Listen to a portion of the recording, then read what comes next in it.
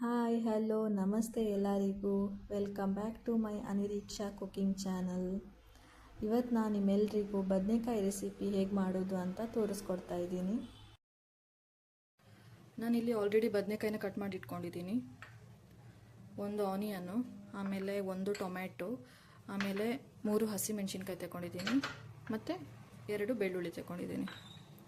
ಬನ್ನಿ ಮಾಡೋಣ. ಈ ಥರ ಗ್ಯಾಸ್ ಆನ್ ಮಾಡಿಕೊಂಡು ಒಂದು ಕಡಾಯಿ ಇಟ್ಕೊಳ್ಳೋಣ. ಕಡಾಯಿ ಬಿಸಿ ಆಗಿದೆ. ಇವಾಗ ಇದಕ್ಕೆ ನಾನು ತೆಂಗಿನೆಣ್ಣೆ ಹಾಕ್ಕೊಳ್ತಿದ್ದೀನಿ. ಸ್ವಲ್ಪ ನಮ್ಮ ಮ್ಯಾಂಗ್ಳೂರ್ ಸೈಡಲ್ಲಿ ತೆಂಗಿನೆಣ್ಣೆನೇ ಯೂಸ್ ಮಾಡೋದು ನಾವು.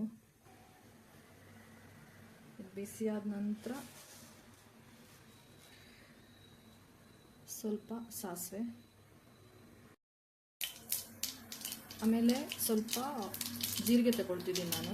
ಜೀರಿಗೆ ಗ್ಯಾಸ್ಟ್ರಿಕ್ಕಿಗೆಲ್ಲ ಒಳ್ಳೆಯದಾಗುತ್ತೆ. ಆಮೇಲೆ ಬೆಳ್ಳುಳ್ಳಿ 2 ತಗೊಂಡಿದ್ದೀನಿ.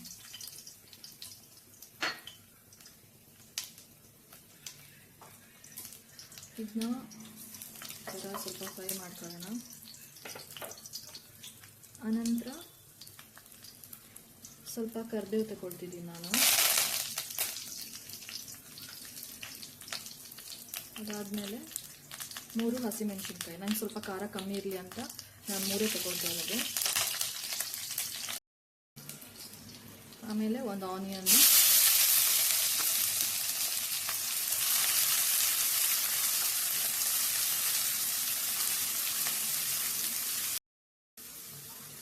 ಒಂದು ಟೊಮೆಟೊ ಹಾಕ್ತಿದ್ದೀನಿ.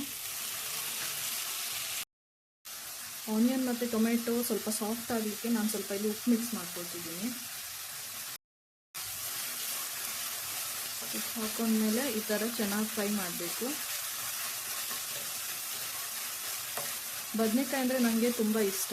ಆಲ್ಮೋಸ್ಟ್ ಎಲ್ರಿಗೂ ಇಷ್ಟ ಆಗುತ್ತೆ ಬದನೆಕಾಯಿ.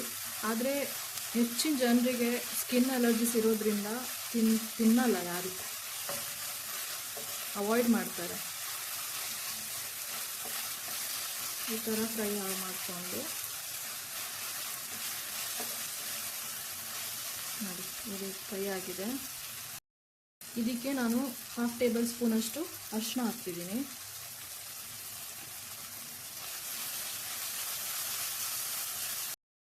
ಇದೀಗ ಫ್ರೈ ಆಗಿದೆ ನೋಡಿ. ಇವಾಗ ಬದನೆಕಾಯಿ ಕಟ್ ಮಾಡಿಟ್ಕೊಂಡಿದ್ದೀನಲ್ವಾ, ಅದನ್ನು ಹಾಕ್ತಾ ಇದ್ದೀನಿ.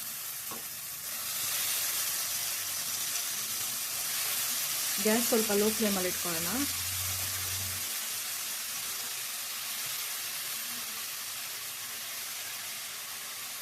ನಾನು ತೆಂಗಿನೆಣ್ಣೆ ಯೂಸ್ ಮಾಡಿದ್ದೀನಲ್ವಾ, ಸೊ ತುಂಬ ಪರಿಮಳ ಬರ್ತಾ ಇದೆ.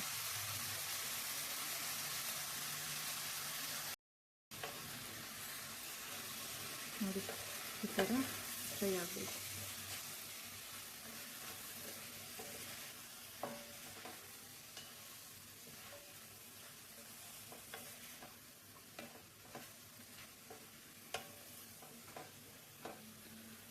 ಇದಕ್ಕೆ 1 ಟೇಬಲ್ ಸ್ಪೂನಷ್ಟು ಉಪ್ಪು ಹಾಕ್ಕೊಡೋಣ. ರುಚಿಗೆ ತಕ್ಕಷ್ಟು, ನಿಮಗೆ ಎಷ್ಟು ಬೇಕೋ ಅಷ್ಟು. ಕೆಲವರು ಜಾಸ್ತಿ ಉಪ್ಪು ಇರಬೇಕಂತಾರೆ, ಕೆಲವರಿಗೆ ಕಡಿಮೆ. ಸೊ ನಿಮಗೆ ಎಷ್ಟು ಬೇಕೋ ಅಷ್ಟು ಹಾಕ್ಕೊಂಡು ಮಿಕ್ಸ್ ಮಾಡ್ಕೊಳ್ಳಿ.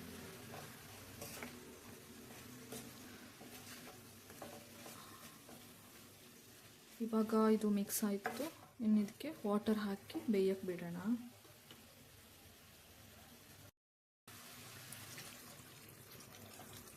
ಚೆನ್ನಾಗಿ ಬೆಂದರೆ ಚೆನ್ನಾಗಿರುತ್ತೆ ತಿನ್ನಲಿಕ್ಕೆ. ನೋಡಿ, ನಾನು ಇಷ್ಟು ನೀರು ಹಾಕ್ಕೊಂಡಿದ್ದೀನಿ.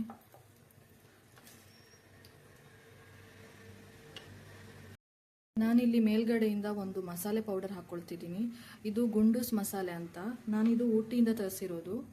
ತುಂಬ ಟೇಸ್ಟಿಯಾಗಿದೆ. ಗರಂ ಮಸಾಲ, ಚಕ್ಕೆ, ಲವಂಗ ಎಲ್ಲನೂ ಇದೆ ಇದರಲ್ಲಿ. ಏನೂ ಆ್ಯಡ್ ಮಾಡಬೇಕಂತ ಇಲ್ಲ. ಸೊ ನಾನು ಇದನ್ನ ಪಲಾವು, ಮಟನ್ನು ಮತ್ತು ಚಿಕನಿಗೆ ಎಲ್ಲದಕ್ಕೂ ಯೂಸ್ ಮಾಡ್ತೀನಿ. ವೆಜಿಟೇಬಲ್ಸಿಗೂ ಆಗುತ್ತೆ, ನಾನ್ ವೆಜ್ಜಿಗೂ ಆಗುತ್ತೆ. ಸೊ ನಿಮಗೆ ಬೇಕಾದರೆ ಕಮೆಂಟಲ್ಲಿ ತಿಳಿಸಿ ನನಗೆ, ನಾನು ತರಿಸ್ಕೊಡ್ತೀನಿ. ತುಂಬ ಟೇಸ್ಟಿಯಾಗಿದೆ. ನಾನ್ ವೆಜ್ಜಿಗಂತೂ ಹೇಳಿ ಮಾಡಿಸಿದ್ದು ಮಸಾಲ ಪೌಡರ್ ಇದು. ವೆಜ್ಜಿಗೂ ಚೆನ್ನಾಗಿರುತ್ತೆ. ಪಲಾವಿಗೆಲ್ಲ ನಾನು ಇದನ್ನೇ ಯೂಸ್ ಮಾಡೋದು. ಇದು ಇವಾಗ ಬೇಯಲಿ. ಚೆನ್ನಾಗಿ ಬೆಂದ ಮೇಲೆ ನೋಡೋಣ ಹೇಗಾಗುತ್ತೆ ಅಂತ. ನಾನೀಗ ಬೆಂದಿರ್ಬೋದು ಬದನೆಕಾಯಿ ಪಲ್ಯನ ಪ್ಲೇಟ್ ಓಪನ್ ಮಾಡ್ತಿದ್ದೀನಿ. ವಾವ್, ನನಗೆ ಬದನೆಕಾಯಿ ನೋಡುವಾಗಲೇ ತಿನ್ನಬೇಕು ಅಂತ ಅನ್ನಿಸ್ತಿದೆ. ಯಮ್ಮಿ ಯಮ್ಮಿ ಆಗಿದೆ ಅಲ್ವಾ? ಏನಪ್ಪ ಇವಳು ಬದನೆಕಾಯಿನ ನೋಡಿ ಯಮ್ಮಿ ಯಮ್ಮಿ ಹೇಳ್ತಿದ್ದಾಳೆ ಅಂತ ಅನ್ಕೋತಿದ್ದೀರಾ? ನನಗೆ ಬದನೆಕಾಯಿ ಅಂದರೆ ತುಂಬ ಇಷ್ಟ. ಅದರಲ್ಲೂ ನಮ್ಮ ಮ್ಯಾಂಗ್ಳೂರ್ ಸ್ಟೈಲ್ ಕುಚ್ಚಲಕ್ಕಿ ಜೊತೆ ಈ ಥರ ಬದನೆಕಾಯಿ ಪಲ್ಯ ತಿಂದರೆ ಆಹಾ ಎಷ್ಟು ಚೆನ್ನಾಗಿರುತ್ತೆ ಗೊತ್ತಾ. ನಾನು ಇದಕ್ಕೆ ಸ್ವಲ್ಪ ಕೋಕೋನಟನ್ನು ಹಾಕ್ಕೊಳ್ತಾ ಇದ್ದೀನಿ. ನೋಡಿ ಇಷ್ಟು. ನಮ್ಮ ಮ್ಯಾಂಗ್ಳೂರ್ ಸ್ಟೈಲಲ್ಲಿ ರೆಸಿಪಿನ ಇಷ್ಟೊತ್ತು ನೋಡಿದ್ದಕ್ಕೆ ನಿಮ್ಮೆಲ್ರಿಗೂ ಥ್ಯಾಂಕ್ ಯು.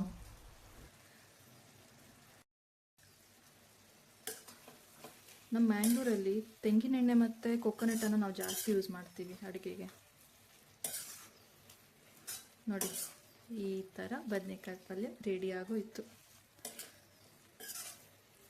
ನೀವು ಒಂದ್ಸಲ ಕುಚ್ಚಲಕ್ಕಿ ಗಂಜಿ ಜೊತೆ ಈ ಥರ ಬದನೆಕಾಯಿ ಪಲ್ಯ ಮಾಡ್ಕೊಂಡು ತಿನ್ನಿ.